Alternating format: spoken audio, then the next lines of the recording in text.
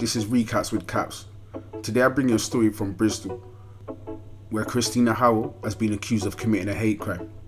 In broad daylight, she murdered somebody in front of the whole community. People that was there said it was for no reason at all. We found out the police have actually charged her with committing a hate crime. Later on, after the post went viral, someone that knows her contacted me. They came to my DMs and they asked me who sent the video to me. We got into a discussion. At this point, this is where she explained to me that this isn't a hate crime, it's an actual state crime. Christina Howell was failed by the state. This isn't a hate crime, it's a state crime. Listen to the conversation and make the decision yourself. Recaps with Caps. This is the face of someone that thinks it's okay to come to the middle of St. Paul's and just stab a man in his neck for no good reason. Recaps with Caps, we back, man.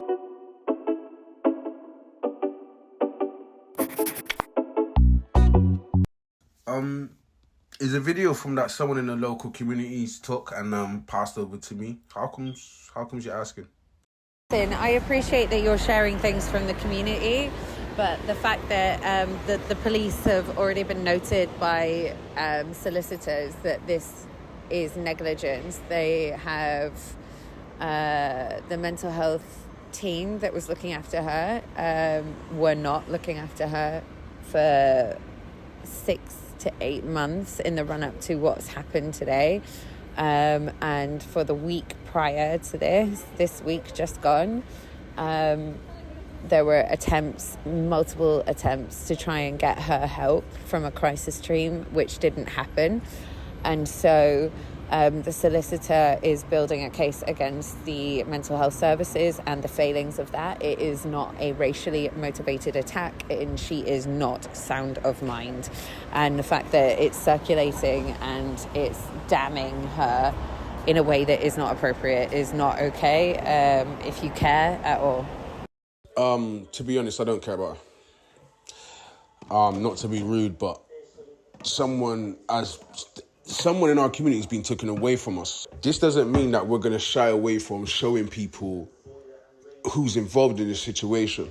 Now, when it comes to the area of St. Paul's and a lot of black areas in Bristol, and to be honest, not even black areas no more, because the crime spread it out to areas where you haven't got predominantly black people. Do you get what I'm trying to say? So now people can see this issue, because knife crime is usually pointed at certain demographics, certain communities, and people can see it's affecting a lot of people. You get me? You have the thing in London the other day. Some people associate that with the incel thing, and I think they got a good point with that. But this one here, and then you got this one here, and there's also been other stabbings and killings this year. And when people hear St. Paul's, straight away they just think it's a black person. It's this, it's that. Well, people need to know, like, mental health is affecting people all over the world, all over Bristol, even in these inner city communities, is affecting them in a different way. The person that got took away from us, he had his own personal issues that he was dealing with. Now, this lady's coming to our community. She shouldn't have been out at all. That's something where the police have to take responsibility for that, on letting her out, and her doctors and the people who was in charge in that. But us as a community can't be expected to just not post things and not let people know the truth. There's another video circling with her on the floor and actually getting held by the community. And I respect that, because I'm not going to lie to you. If that was certain parts and certain people in certain areas, they would have dealt with that peacefully. By the time the police came, that person would have been hurt. Do you get what I'm trying to say? But no, the community did not even think on that level. Straight away, the community said, you know what? We're just going to hold it here and let the police deal with it. Let the law deal with it. And that's all that footage shows. Somebody waiting and for the police to arrest them for the crime that they've done. She's committed a terrible crime, and now she will pay the price for that. Okay, she's got mental health issues and other issues, so she's probably not going to go to prison. She's probably going to go to a hospital. I'm not here to assume that. But there's a little boy who's old enough to not understand. I hear what you're saying, but guess what? There's people that's old enough to understand the loss of Isaac. Rest in peace to Isaac, yeah? Because not once have you even said condolences to that man, okay? Right? I hope that this lady's family is now a victim of this lady's crimes. Isaac's family are now a victim of this lady's crimes. This isn't just hurting this white lady and her children. This is hurting a whole community. And Isaac had more than just black friends. He had friends from all types of communities. Now, I'm sorry, but we're not just going to take up for her son or whatever. I haven't slandered the lady. I've simply posted the post. Yeah. I understand what you're saying. But nah, I'm going to... Okay, excuse me if you felt like I made it a race issue. I was just speaking on the wider issues that we're kind of dealing with. But when it comes to St. Paul's, yeah, I think you have to understand a lot of the knife crime, the areas dealt with. You get me? A lot of killings, the areas dealt with. And every time someone dies in St. Paul's, it brings back flashbacks for the community and for the things that we've been through. Do you get what I'm trying to say to you? So it's like that same road where Isaac got killed, rest in peace, somebody else also got killed, rest in peace. Do you know what I mean? So it's like, it's the traumatic things. I understand you speaking about her family and kids, but there's a wider community that's hurt by this. And now her families are victims of this same thing because of her actions. And her mental health might be to blame. That's cool. Let's point fingers at the police then. Cool. But this still happened. It still happened. She still committed this. The community's still hurting. The community still got flashbacks of things that's happened a year ago, a few months ago, 10 years ago. Do you understand what I'm trying to say? I understand. This is what I'm trying to say to you. It seems like a lot of people's been let down out here. But I'm not about to make anybody a victim because we're in charge of our own actions. But we also have to see where things stem from. Like, okay, we can see where you're saying to me her thing stems from the past and her having to deal with a few things. Okay, then. Well, the community's still dealing with a few things as well. You're speaking about that son, about her son, but there's loads of young boys in the area that are now probably thinking, you know what? Man can get took out by a woman. I need to defend myself from these people, and even a woman that might come across a bit mad. Like, it messes up your internal thought process. Like, these things are bigger than just the people in St. Paul's saying, look at this woman, she's evil, she's evil, she's evil. It's bigger than that. It's bigger than that. And you know what?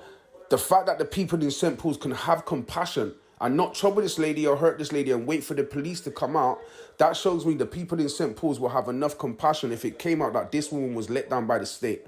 I truly believe that. I truly believe we have that compassion where we can see, you know what? This wasn't even this lady's fault. She was sick. She was sick. She was ill. I think the community's got enough compassion to see this and understand this. But at this point right now where it's so fresh and it's so hurtful, we're like, what's going on? Like, it's hardly been in the media. Like, I've posted it on Twitter. Everybody's saying they've not even seen this. They've not heard about it. If the crime was on the ever foot, everybody would have heard about it.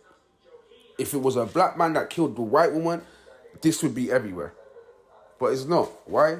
Because there's a white woman, mental health illness, and there's a black guy, and he's so-called crazy. Do you get what I'm trying to say? Like, people have to understand the dynamics of this whole situation. If this white lady killed another white lady, the story wouldn't have been like this. But you got to understand, there's certain... And I'm gonna say this. I don't know how you're gonna take it, but when I say privilege, I mean it in a specific way. She gets looked at differently, right?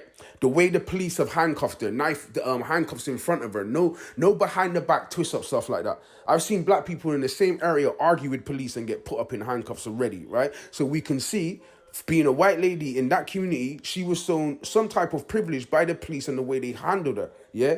The community even showed her some type of respect with the way they handled her.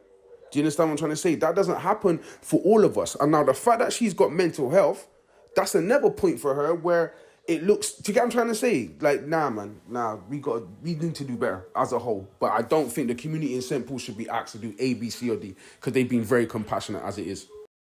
And yeah, that's what I try to be, just an advocate for just people who don't get their voices heard. And in this community, a lot of voices ain't heard.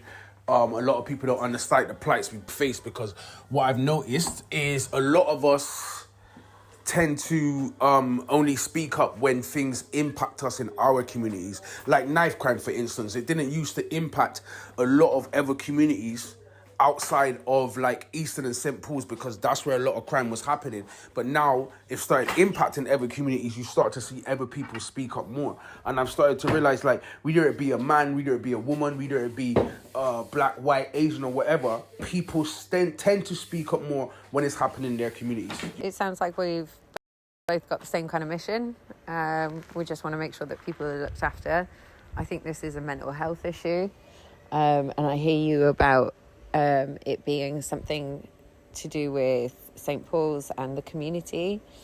However, I don't know if this specific case is specifically to do with that. And I think once everything comes out in evidence, it will become very, very hard to backtrack on the community angle that has been taken. But I've already spoken to a reporter this morning, and he has a lot of information, as do I, and it's very, very, very evident that this is a mental health issue. And so I think trying to help steer it in that direction will help your community from going down a route which is going to be completely debunked pretty soon. So it's probably better to get the right information out sooner than it is to try and backtrack on what you've said and cause more polarity than is necessary. We don't want people to feel unnecessarily scared of things.